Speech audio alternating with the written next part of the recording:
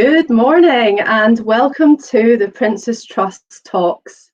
Today we'll be having a panel discussion with some amazing guests, and we're going to be talking about social mobility through digital inclusivity. And if we do our job right today, you should learn how you can access a diverse talent of young people by partnering with the Prince's Trust. My name is Susie Cuthill, and I work at the Prince's Trust. I've been working for the Trust for over 8 years now, so a long journey. But actually, my journey with the Prince's Trust started long before that, when I was in my early 20s. And I was supported by the Prince's Trust through the Enterprise programme to set up my own business. And I was lucky enough to receive a loan where I was able to buy my very first digital camera so that I could upload product shots onto my website. So actually my passion for the Prince's Trust started a very, very long time ago. And that, coupled with the fact that week on week I'm speaking to businesses who really want to affect social mobility and have a really positive effect in their community and the local young people around them. So that's why I'm delighted to be here today, and I'm really passionate to talk about the subject. It's going to be a great session, and thank you very much for joining us. I'm going to tell you a little bit about the Prince's Trust. For some of you, you may not know much about us, so here goes. The Prince's Trust is the largest youth charity in the UK, and we support thousands of young people aged 11 to 30 with confidence, courses and careers. And our vision is that every young person should have the chance to succeed. So today, we are going to talk to you about how your company can look at social mobility through digital inclusivity, from digital skills gaps, data poverty, recruitment processes that you can start to implement. If you're a company that is interested in finding diverse talent, and who isn't, then the Prince's Trust is here for you. And we can get you access to pre-screened diverse talent through our innovative Get Hired events. And here we're going to have a little look at a video.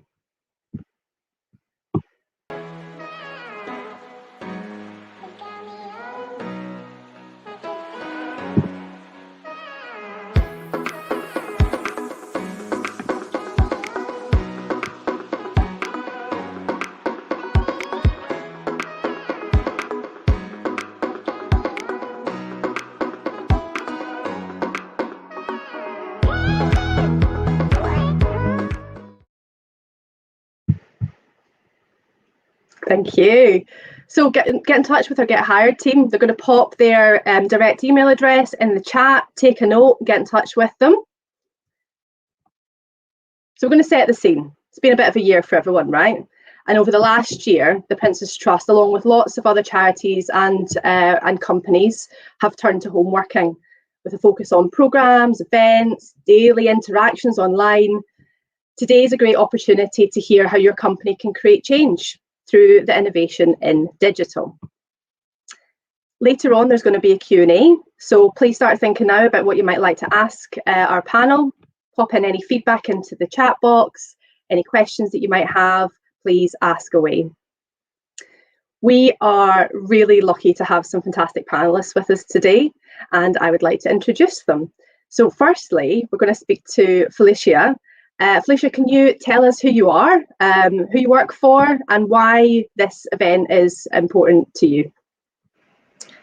Hi everyone, my name is Felicia Ayodele, and I was a Prince's Trust supported young person.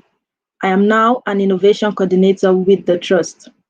I'm here today to speak about my experience as a young person in order to prompt businesses to take immediate actions to helping young people get into work. Thank you. Thank you, Felicia. And Chris, over to you, please. Hi, Susie. Hi, everyone. My name's Chris. I'm from Nominet, who look after the UK domain space, so .co.uk and .uk. And I look after public benefit and social impact. So I work on digital inclusion, digital access, and digital skills initiatives across the UK. Thank you. And Sarah? Hi everyone, I work at the Prince's Trust. I head up the design and oversee a lot of the work that we do in developing our digital services and products for young people, connecting young people with employers and the world of work. So I'm really excited to be here to talk to you about that. And I'm really, really passionate about this subject. I come from a working class background, didn't have, all of the easiest opportunities right at the beginning of my career. So I really empathise with getting young people that equality of opportunity and social mobility. It's a real passion of mine. So love to talk to you all about that. Thank you, everyone. Okay, so we're going to kick off with some questions. Chris, I'm going to start with you, please. So can you set the scene for the audience on what some of the causes of digital inequality have been and how it's manifested, particularly during the pandemic? Yeah, absolutely. Yeah, so I suppose the focus for many years for the work I've been doing is on digital exclusion, particularly around young people. And before the pandemic, you'd probably think about it as a disadvantage, a social mobility issue. So whether that was, a lack of device, poor access to data, it meant that for young people, if they were having to access it for early stage careers or for schoolwork, they'd be going to the library, they'd be sharing a device at home. And then the pandemic obviously hit, and I think it was strange actually being in the digital inclusion world and seeing this massive amount of attention suddenly coming in because of the pandemic, and we were seeing people effectively locked down but locked out of services because everything in terms of essential services has moved online. We saw it particularly with the older age groups, and we saw this real disruption for younger age groups. So suddenly schools were closed. Families where you've got school-age children, parents, and kind of younger adults all trying to share a device. There might not be Wi-Fi in the home, where usually they're using mobile data. So you saw this massive kind of concentration and disruption of what we've been working on for years, which was digital exclusion. Go from a social disadvantage issue to a real problem for lots of families, particularly those living in poverty. And so that disadvantage chasm really widened, and the digital divide that we've heard talked about sort of broke apart. We saw lots and lots of families, lots of young people really, really struggling, whether that was isolation, looking and searching for opportunities. And I think some of the things that we noticed most is that for many, many people in the UK, digital, so a device, access to data and support, is a bit of a commodity. So lots of people get to access these things and don't really think about it. And what we really saw was that actually, these things for so many people on any one of those fronts are really precious commodities. Data isn't a given for a lot of people. 1 in 7, a report has just come out from Nesta in Scotland, 1 in 7 people struggle with data poverty. That means they might be okay for a week, they might really struggle for the next week. And in terms of device, it might mean that their only way of accessing online services is through a mobile phone. And that brings into questions, well, is that okay for the types of services that young people need? All these things started to sort of compound in on each other through the year. And a lot of us tried to respond with different emergency initiatives and then think about building that better. Thank you, Chris. You said something there that really sort of struck me, the fact that, commodity versus necessity. We were all very much thrown into a situation where access to devices was no longer a commodity or a luxury. We absolutely needed it to be able to survive. I mean, I speak from a position of I was homeschooling a child, and there were some kids in his class that didn't have access, and the school actually started teaching on a platform that meant that they could access their lessons via their Xbox and PS4, because they just had to find a way for kids to be able to access lessons. So thank you for that. Sarah, I'm going to come on to you. How can digital help open up the world of work for young people? Yeah, I think that's, it's one of the things I'm super passionate about, really, is that digital has got that potential to really open up access. You have young people that might be carers or parents, they might be living in rural areas. digital really allows you to get access into those different spaces, also to open up conversations, which is amazing.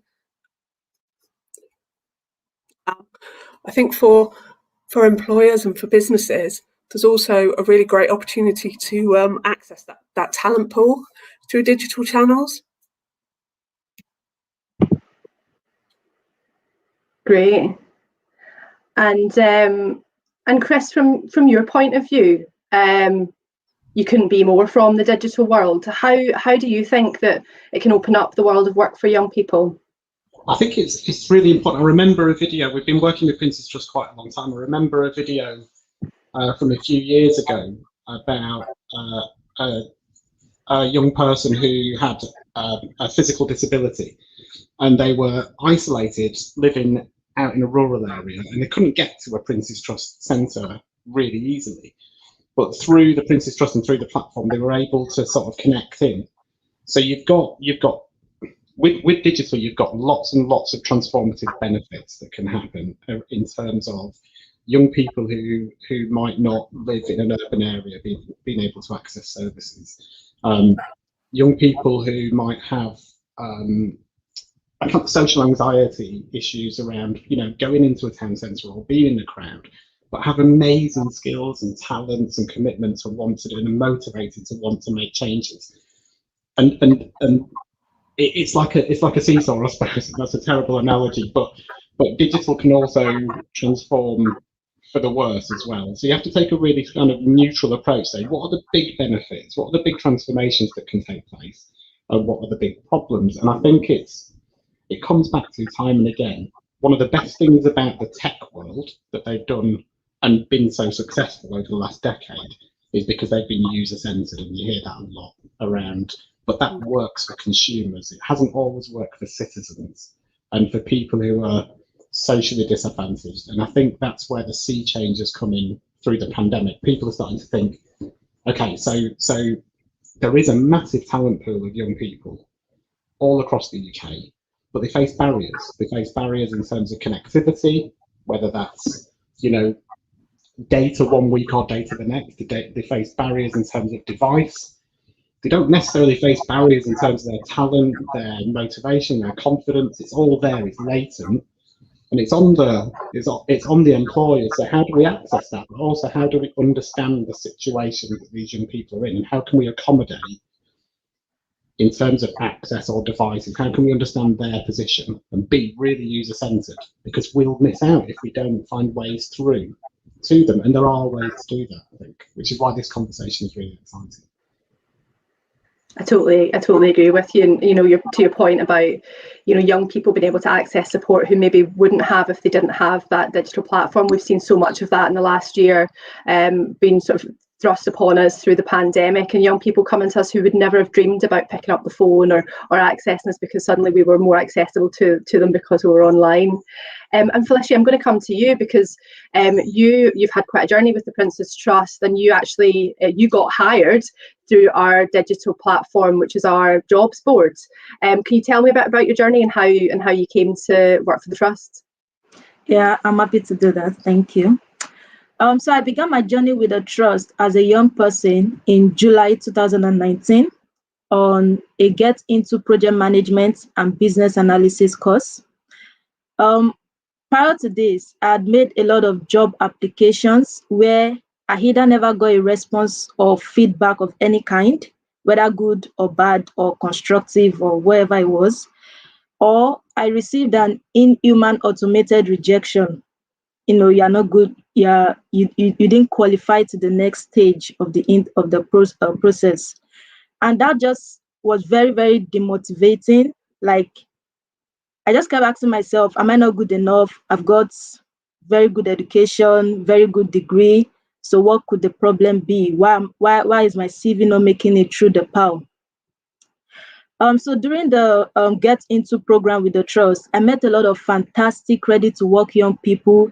They were so creative. They were, so eager and zealous to learn, to get into work, to, earn a living and grow in their career. But they as well were facing this same problem because they had not built a lot of years of experience. So they as well were not getting jobs on the jobs board.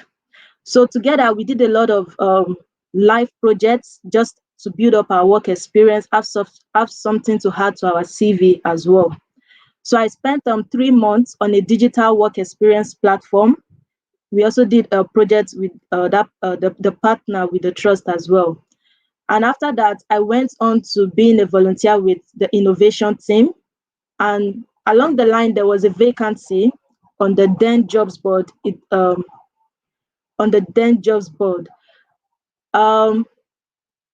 To be honest, my CV, my manager up until today still hasn't seen my CV because the jobs board was paperless.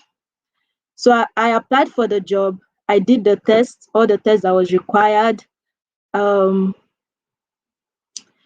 attended the interview as well, and then I landed the role. And that's how right now I'm the innovation coordinator, and I've been in the role for about 16 months now.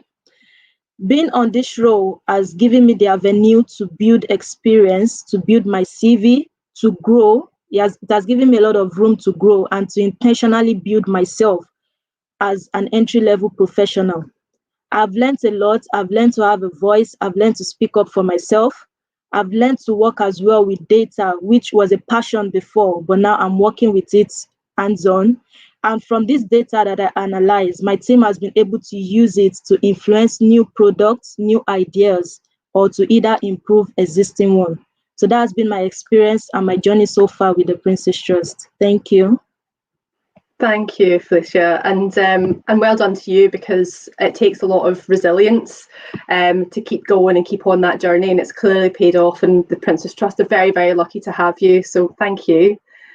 Chris, I'm going to go over to you. So what digital skills do young people need to thrive in recruitment, and what digital skills do companies need to implement in their recruitment process to help to empower young people? I think, I suppose I come at the start of the question as quite wide, which is to companies, which is you just don't know what you're missing out on if you're not tapping into the so many of the skills that young people have. And it's great to hear what Felicia was saying just then around data.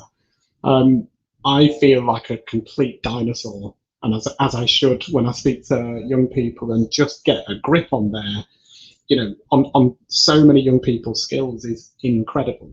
You hear different views on this around, are young people with this digital natives, or are we developing people as digital consumers but not digital makers? We know that every role has, that's advertised nowadays, or 82% have some component of digital. But in a way, I'm encouraged by that, because it means that there's a level and a place for everybody, depending on whether that's kind of entry-level career basic skills, right up through to progressing through the different areas into motion graphics, into animation, into data. There's so many points of entry. We've worked quite closely with Princess Trust to build the This Is How platform, which is a podcast and then a learning hub around all the different entry points. So there's limitless ways in which to kind of go into the world of digital. I think one of the barriers we've spotted, so flipping the question over to what do organisations need to do and think about, coming back to the disadvantage point of view, I think it's asking yourselves the question, if you're in recruitment, of what barriers are we placing in front of young people who have the skills, have the capacity, have the motivation, have the confidence, but what barriers are we putting in the recruitment process? And it can be really practical things, like some young people, a lot of young people who are on pay-as-you-go mobile phones, or have to share their data or their device, have they got the bandwidth to be able to research into the role compared to other people? Are you asking them to download forms if they've not got a printer? Is it a mobile optimized recruitment process? Because that might really help, because we know the levels of mobile use are much higher than access to a laptop. So I suppose it's questioning some of those barriers and thinking you know, as we always say, sort of standing in the shoes of a young person, saying, is this working for a young person who might not have access in the same way as their peers? And just to give you a kind of stark example of that, during the pandemic, and this is in education, during the pandemic, 1 in 5 young people on a pupil premium had access to a device and connectivity when they were homeschooling, and that led to 98% for young people in private education. So whilst there's been a bit of a correction and the BBC give a laptop appeal and lots of other initiatives, we still know that there are 500,000 young people, school-age young people, who don't have full access to a device and connectivity. So I think for recruiters, it's going, like, how could we adapt to make sure we're reaching as far and as wide as possible? And I think just finally on that, the thing that frustrates me the most being involved in it is we've got a youth unemployment and underemployment crisis growing, and we've got a digital economy that's got an excess of jobs. So the demand side and the supply side are both there, and we're not joining those things up together. And I think there's lots we can do to correct that. I could not agree more. Let's just remove those barriers, sort of close that gap and bring the talent to where the jobs are. I totally agree. And you know, Felicia mentioned when she applied for a job, it was paperless, there was no CV, and I think there needs to be, you know, businesses need to challenge themselves more. I've been speaking to businesses recently who have said, just send me a WhatsApp video, let me know what you're like. And I think that's great. It's just, you know, really kind of challenging themselves to do things differently. Sarah, I'm going to come over to you, please. So how has the Prince's Trust digitised its delivery during the pandemic, and what initiatives are we currently working on? And then with that in mind, looking to the future, what are the opportunities for companies in this space? Yeah, cheers, Susie. I mean, obviously, it's been an absolutely crazy year, hasn't it? And there was a load of stuff that the Trust wanted to do that was in the digital roadmap and strategy.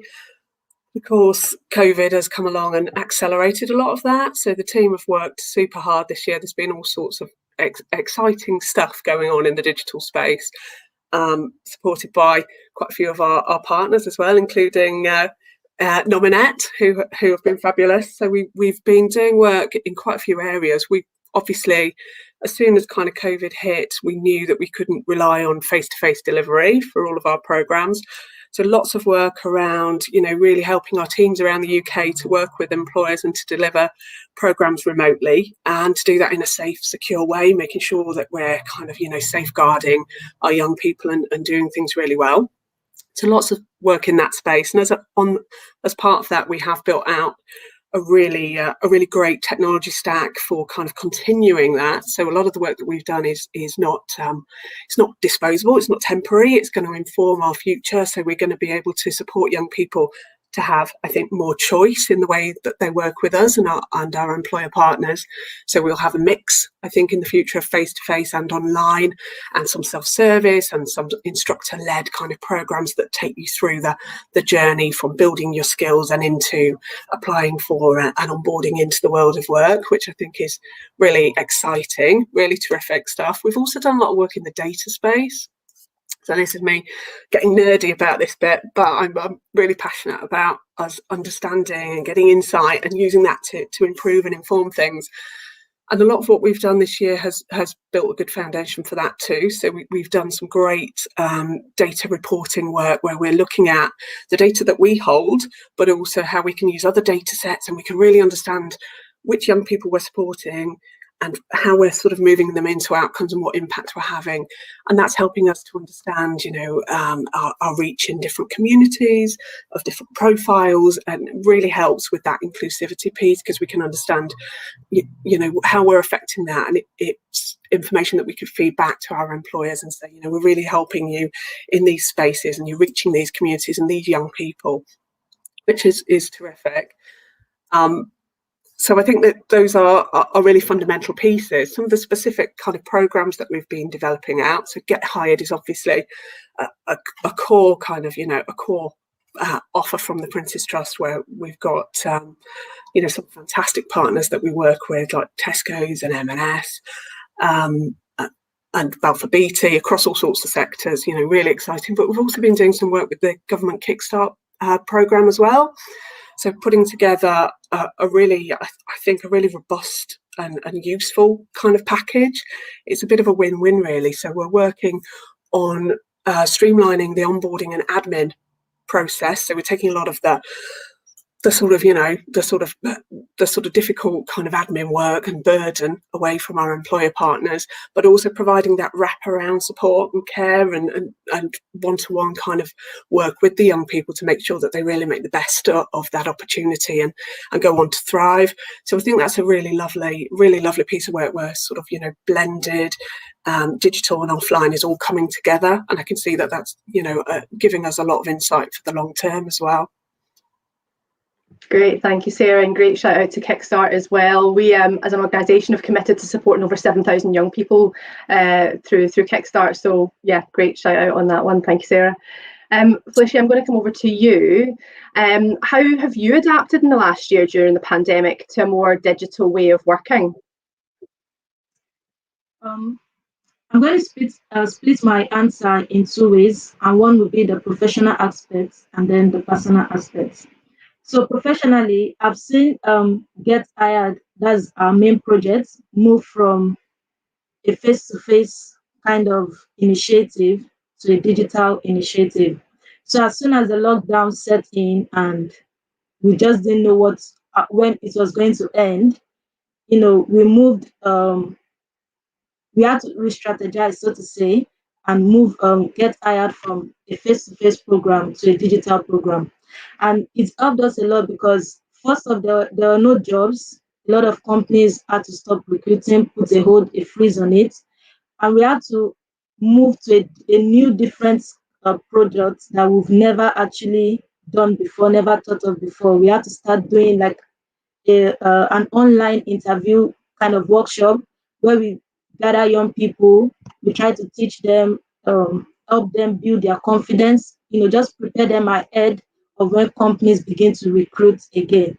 And in the last 1 year, we've had over 200 young people attend either of our programs, and we get a lot of positive feedback, positive responses that they've been able to build their confidence. They feel more relaxed to apply for jobs. They are, they are more motivated with the fact that they've met people from other businesses to come coach them, train them, and help them, just get ahead with their career.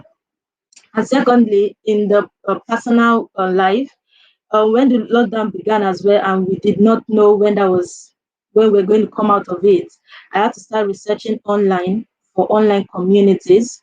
Since I was at home, majority of the time after work, you just go back to bed or you go to the kitchen. You're just in between the house or the garden. I had the time to do other things. So I started to research, and then I found 4 online Christian communities, and yeah, I joined all of the communities, and I've been able to make friends online, friends that I've never met in over a year now, just connect with them. And it was a good coping mechanism for me as the new social norm, since we can't meet face to face, we can't connect physically. So meeting people from where I am, my little corner of the world, but interacting with people outside, people in Nigeria, people outside London as well, just gave me a sense of belonging. Like, okay, you might be in this little place, but you can reach out to people out there.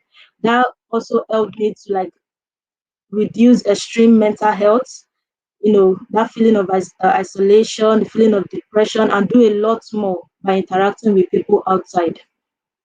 All of this activity that I got engaged with helped me in boosting my attitude to work.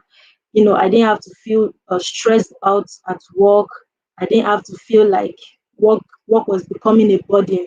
The feeling of enjoying something and all of a sudden it becomes a burden. It's not really a good feeling because you are just fed up of everything.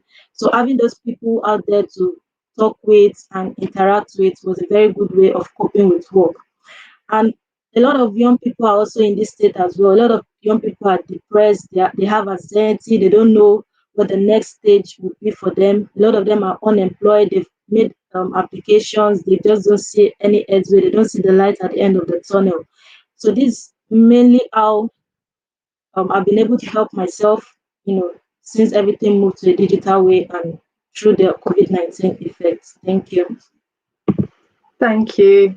It sounds to me like you've taken a situation that could have been really, well, it's been really detrimental to everyone's mental health, but you've taken it as an opportunity to expand your networks, expand yourself and your learning, which is fantastic. Thank you. Chris, I'm going to come to you next. What does digital poverty mean, and how does it affect young people?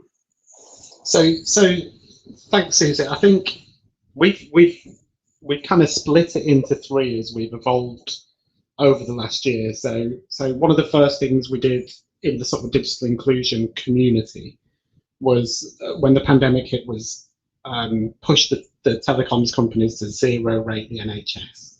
And that means that, and it's a strange thing, but it's a bit like a free post envelope or an 0800 number, which basically means that the recipient, that when you visit a website, you don't have to pay for it through your data. And we're starting to see that roll out a little bit more into other services, other essential services.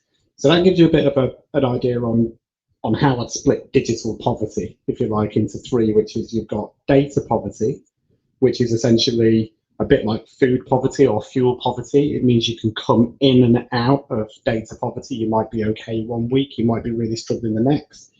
You probably don't have Wi-Fi in the home. So lots of stories from Manchester, my hometown, where you've got young people leaning up against their mate's wall to access their Wi-Fi because they've run out of data. And back to that point before about it being a kind of precious commodity for a lot of people, where it's not really appreciated by others.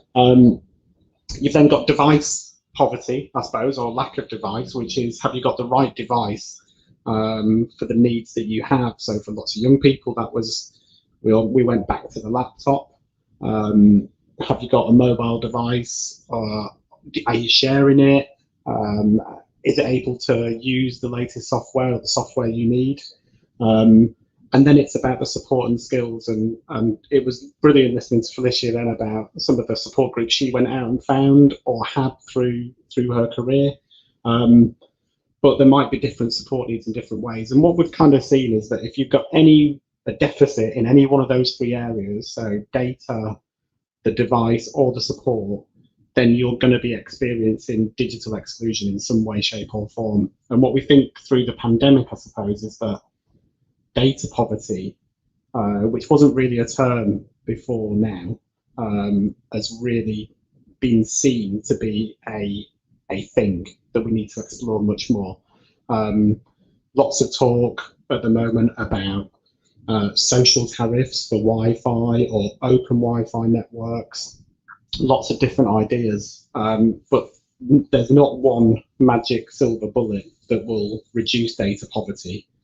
Because if you want a magic silver bullet, then we need to solve social mobility for young people, so that everybody can afford equal access. And at the moment, that isn't there. And so it comes back again, Susie, to what I was saying before about to employers is understand there's an incredible audience out there of young people who want to work, who've got the skills, who've got the motivation, but be accessible to them.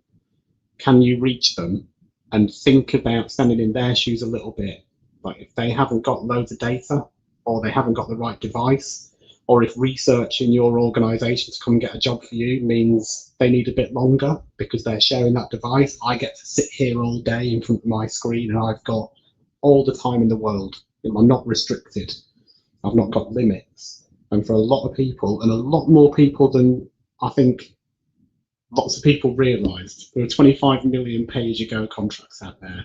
That's people deciding, each and every week and each and every month, with the income they've got, where to spend that money. And sometimes that can't be data.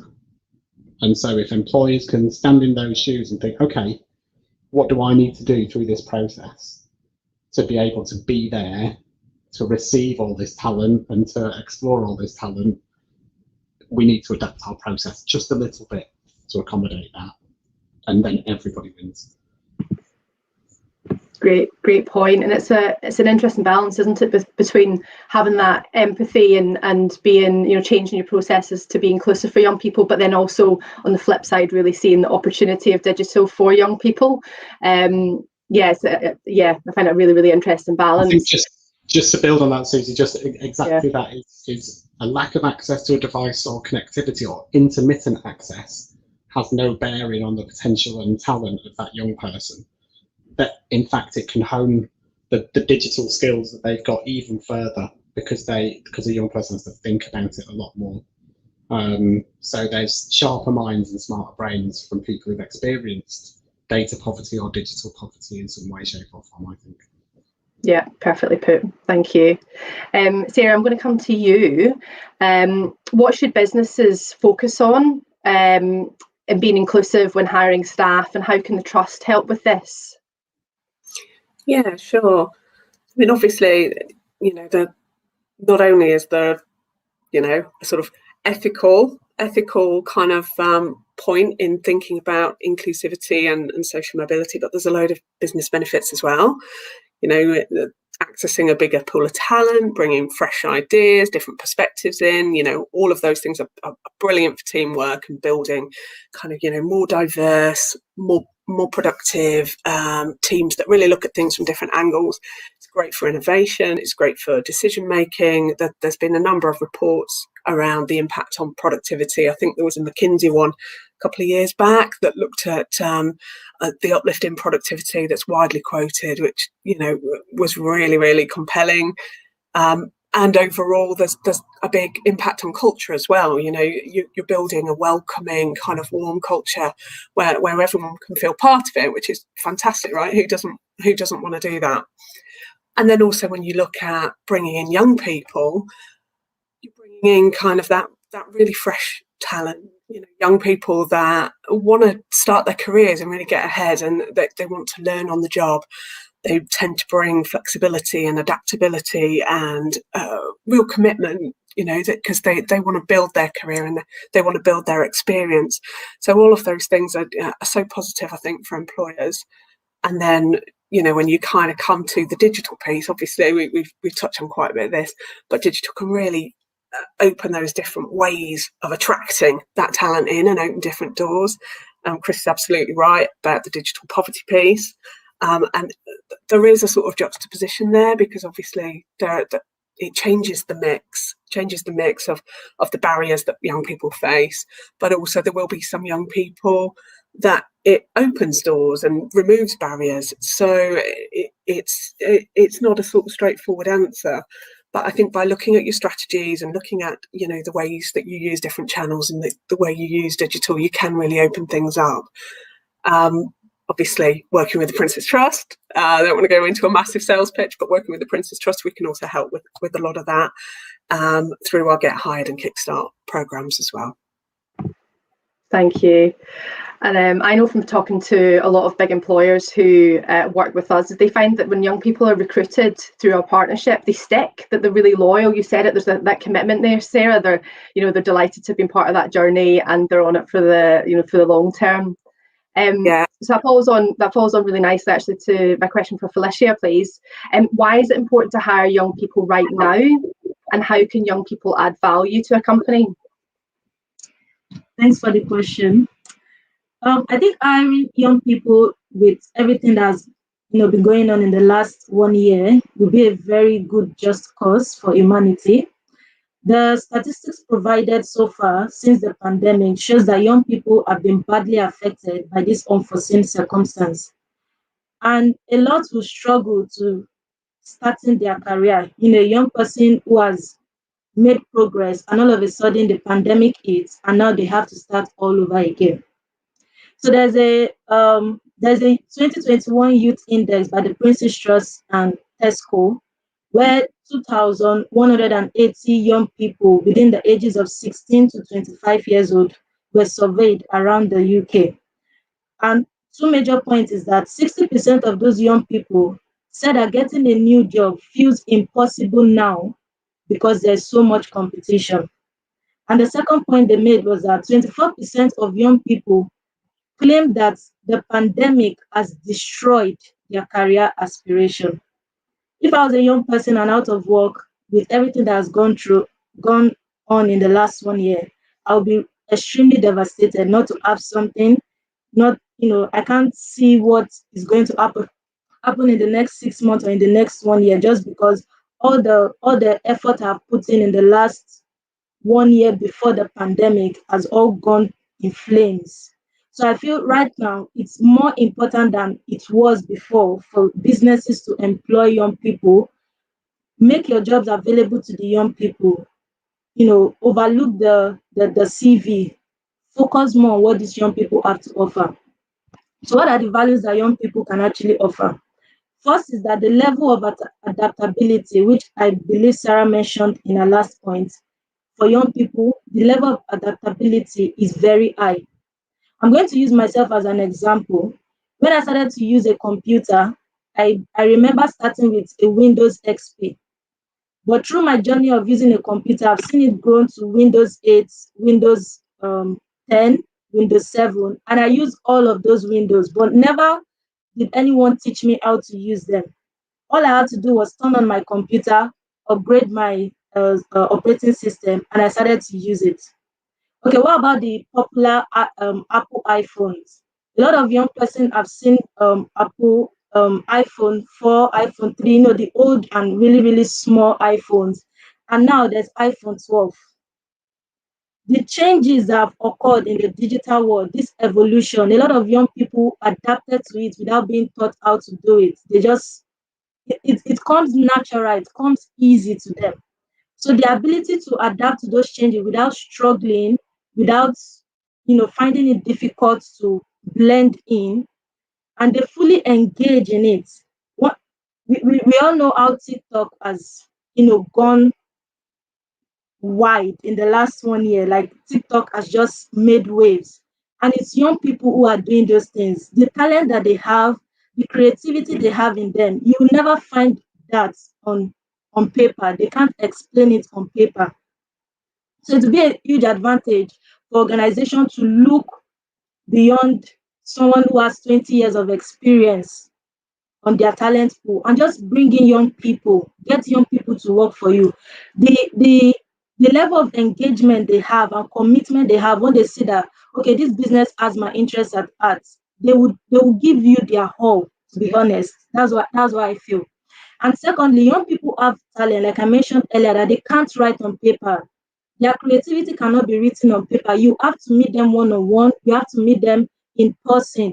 You have to actually speak to them, not letting your computer actually check the CV, that they can't write who they really are on the CV. You have to keep your CV to 1 page, 2 pages. You can't explain yourself on a CV. So I feel like businesses should look beyond that, meet young people face to face, see what they can offer, see their talents. A lot of them have talents that are buried within them that they are just waiting to explode. They're just waiting to just get that opportunity. I'm going to use an example. Last month, my team, we had 2 programs, get hired programs, and we had about 4 or 5 businesses come with their jobs.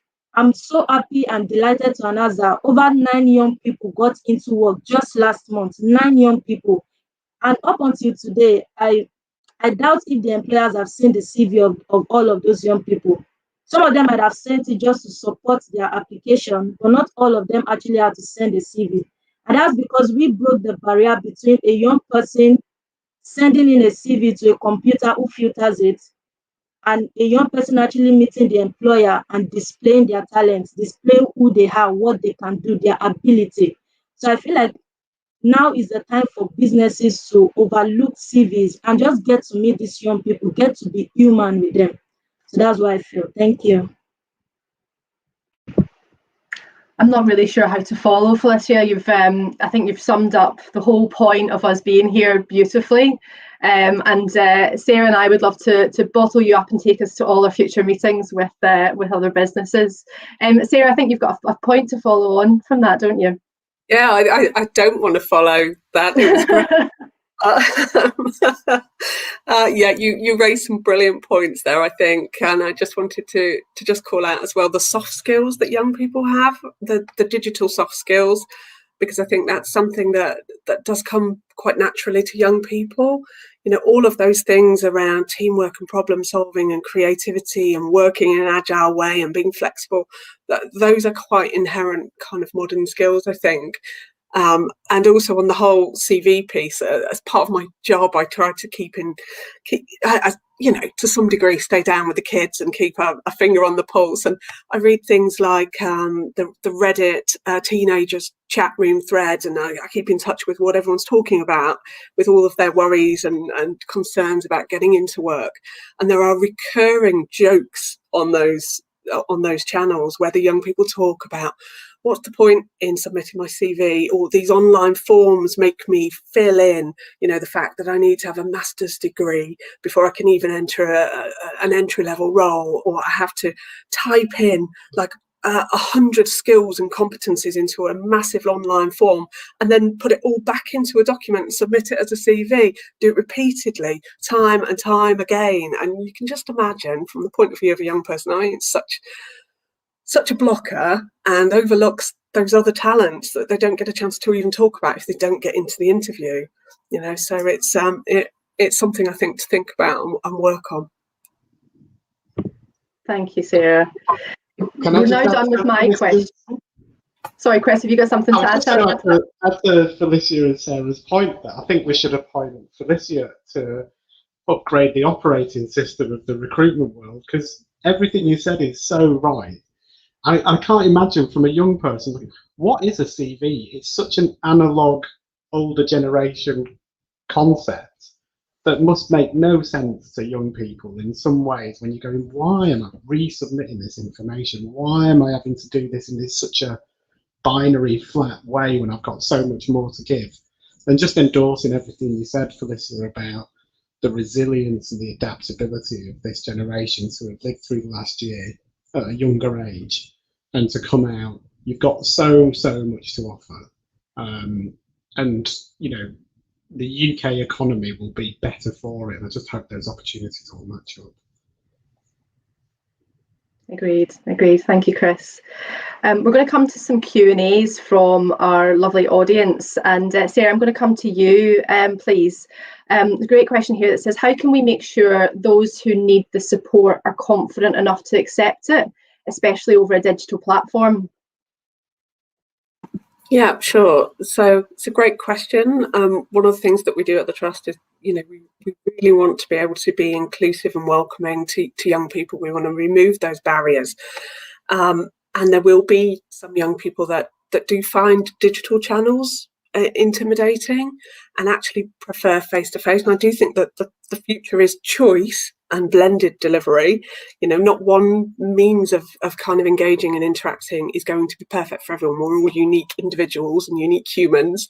So I think it's important to empower, to provide options, to provide choice, and also to try and get the timing right, and not necessarily overwhelm everyone with everything all at once, but to allow people to engage with our support and services at the time that's right for them, at the frequency and pace that's right for them. And that's something that I think we'll work to over time. These are not easy things to do overnight, but absolutely on the roadmap. In an ideal world, we really want those young people to feel that they're getting an experience that's right for them and not a one size fits all. So I think that's the direction of travel. Yeah, hope that helps. It definitely does. Thank you very much. Thank you. Chris, I've got one for you, please. How do we bridge the gap between marginalised groups and access to ICTs, particularly in countries with limited resources? Say that again, sorry, Susie. So how do we bridge the gap between marginalised groups and access to, they've said ICTs, so access to the technology needed, particularly in countries with limited resources? It's been difficult. I think there's a few pointers that we've tried over the last year. So, for example, device redistribution. So in the UK, when the pandemic hit, we had 1.5 million people shielding, lots of young people included in those groups, and they didn't have a device in the home. We started an emergency campaign to try and get philanthropists to enable us to buy devices. And then we had a moment where we went, hang on a minute, there's 40 million unused devices across the UK sat in cupboards and lofts and storerooms. And a lot of that exchange was happening at a really local level. So there's been a huge shift in device redistribution. So and that can happen across borders as well. So in the UK alone, there's more devices than there is people. We don't need and there's a lot of big organisations who churn through laptops and then upgrade them. Those devices, just as Felicia was saying about the operating system, whether it's Google Chrome or it's Windows, some of these devices are still incredible and will be incredible for a good few years yet. So there's loads of stuff we can do there about reuse and redistribution for devices. We've got to start looking at data poverty, and in the UK and in poorer countries where policy can change, so essential services can be zero rated at a really low cost. So that means that it can be, whether it's government services, education sites, get hired, let's get that zero rated, so that people don't have the cost barrier. And that's happened in a number of countries in different emergency situations, but there's something to explore there about shifting the conversation from customers to citizens online.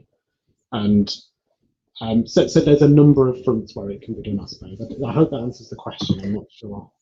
It does, yeah, it really does. And actually, Sarah, I would like to get your take on that, because we obviously had thousands of young people in a very similar situation. What did we do, and how did we work with our partner organisations to get young people access to devices and data that they needed? Yeah. It was obviously quite a situation that it hit really quickly, but obviously really pressing, really important.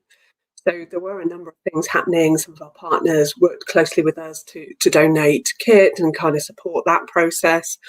We also, for some young people, we were using our development awards to buy stuff. So helping individuals if that was needed. We were prioritising the platforms and that we were supporting. So we made smartphones a priority over, say, laptops and tablets and stuff. So we were trying to be pragmatic and practical and to keep things like download sizes really lean to avoid using up too much data. So there were some practical things that we were going through in all of our planning, really. And I think they were all really useful, really helpful. Absolutely, I don't think they will have solved every problem for all young people, because it is a complicated one. There was also some great government support as well going on at the time, so that was, I think, really helpful, particularly in the sort of the schools kind of age space, helping parents and teachers get access, which I think was really important. Great, thank you. Well, that's our questions done, and we are coming to a close. What we would really love to do is to leave our audience with some key measurable actions that they can take away to their business and implement straight away. So I'm going to come round each of you to give us one key action. Felicia, can I come to you first, please? All right, thank you. So my key action for businesses is get in touch with the trust. There are 1,001 ways that you can help young people. Okay, I exaggerated on the number, but there are a lot of ways that you can help young people get into work, get them to make their talent work for you, so to say.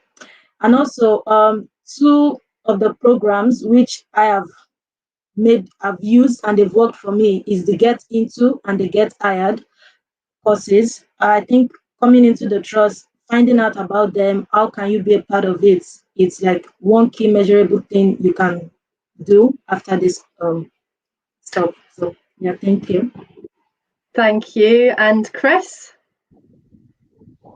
Yeah, great points for this year as well. I think for me it's about, to build on that, is about accessibility. So thinking about digital accessibility in the forms that we've talked about. So what if someone doesn't have the right device? What if someone's got limited data? Is that going to preclude them from applying for this role? And then how, just to Felicia's points before, how are we asking people to apply? Is it in their terms, and does it help us find the best talent? Because you will be amazed at the talent that's out there waiting to be heard. Thank you, Chris. I've actually written down a quote from you earlier. It said, "You don't know what you're missing out," and that's a message to businesses. So that's my takeaway. Sarah, can I come to you for your key measurable to share with everyone? Yeah, sure. It's a tough one, isn't it? Coming up with one off the back of this conversation. I think it's some brilliant points all the way through, and completely. Yeah, 100% behind my co-panelists' recommendations there for their actionable points. I suppose the other one that I would flag is Kickstart. So have a look at our Kickstart programme, because I think it's something that you could do pretty immediately.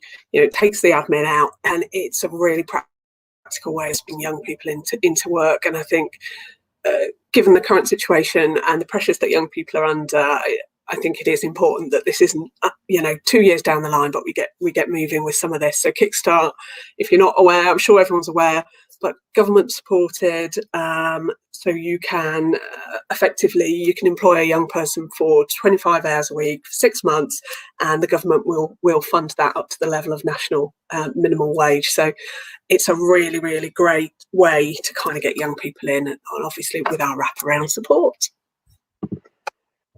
Absolutely. I hope everyone's taken notes. I certainly have been. My final tuppence worth to add is just hire young people. That's what you need to do. Bring your vacancies to us. Come through our Get Hired innovative platform and just start recruiting. There's so much talent that's been missed out there. So get on it. That's what I would say. Thank you so much to our panelists. I definitely could chat to you for another few hours. I found it really enjoyable. Been lots of interesting points, lots for our audience to take away as well. So thank you very, very much. So I did mention Get Hired just there, bit of a plug. It was also mentioned at the beginning of the call. So if you're a business looking to recruit diverse young talent, then do get in touch with the team. There's a whole team there. Felicia is part of that team as well. Get in touch with your job opportunities, and let's get more young people into work. And the opportunity does really change young lives. You heard from Felicia, her story. She was supported by the trust, and look at where she is now. I'm sure there's lots of people who'd love to snap her up for their business. We are going to show a video in just a moment, and it's going to show you just the real benefits that you can get for your business. I'm Maisie, and I work for a television production company called Studio Lambert. We started to get involved in Get Hired about 2 years ago. We wanted the chance to meet young people that might not have been able to get in front of us in any other way, and who had never had the chance to potentially get their foot in the door, as it were. So for us, it's really important that we are involved with Get Hired, because otherwise we would just never have met these young people. It's really hard if you have no contacts, and that's what we're trying to change. We've always wanted a very diverse mix of people, and that's diverse in every way, so socially diverse, culturally diverse. It's a really cool event. There's quite a bit of nervous tension in the air, but it's not just the young people, it's the employees as well, because obviously it's a big deal for us as well, and we want you to come and work for us. And it's really cool, so you do a little pitch at the beginning, the young people decide if they want to come and meet you, and then one by one you meet them. And yeah, last year we actually hired a lovely young woman that we met, who's been with us for 6 months now, so Get Hired is really wonderful in getting young people into work.